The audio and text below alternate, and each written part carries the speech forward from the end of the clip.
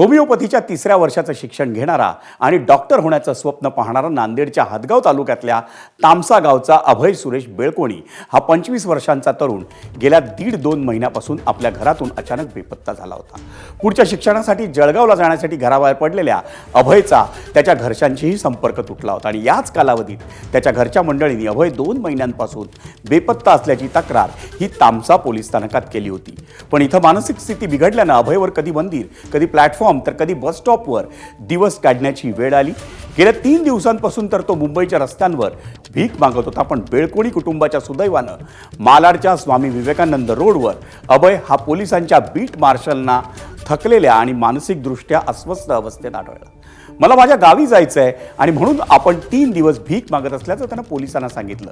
पण पोलिसांना त्याची मानसिक स्थिती ठीक नसल्याचं लक्षात आलं। त्यांनी अभय बेळकोणीला खाऊ पिऊ घालून त्याच्याशी संवेदनशीलतेनं संवाद साधला आणि त्याच्या घरचा पत्ता मिळवला।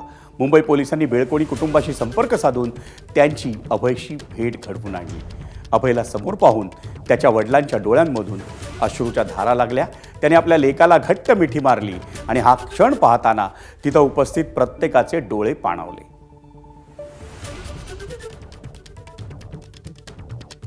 स्वतः मुंबईला गेलो होतो ना। आणि काय सांगितलं मग? काय सांगितलं ना, हा मुलगा तुमचाच आहे का? हो म्हटलं माझाच मुलगा आहे। त्यांनी फोनवर अगोदर विचारलं ना, हा मुलगा असा असा प्रकारे सापडलेला आहे या स्थितीमध्ये। कुठली स्थिती? काही साधारण आपली जशी कपड्या अंगावर येतात, पायात चप्पल नव्हती ना, मग असं असं आहे वर्णन। पण मी म्हणलं माझं नावावरून सांगितलं, हा मुलगा नावाचा मुलगा तुमचा आहे का? मी त्यांना म्हणलं हा माझाच मुलगा आहे।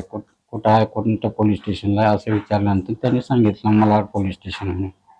दिनांक 16/5/2026 रोजी त्यांच्या वडिलांनी पोलीस स्टेशनला मिशिंगची तक्रार दिली होती। सदरचा मुलाचा मिशिंग दाखल झाल्यानंतर दिनांक 21/5/2026 रोजी मालाड पोलिसांनी आम्हाला संपर्क केला व सदर मिशिंगमधील व्यक्तीच्या वडिलाचा संपर्क नंबर घेतला।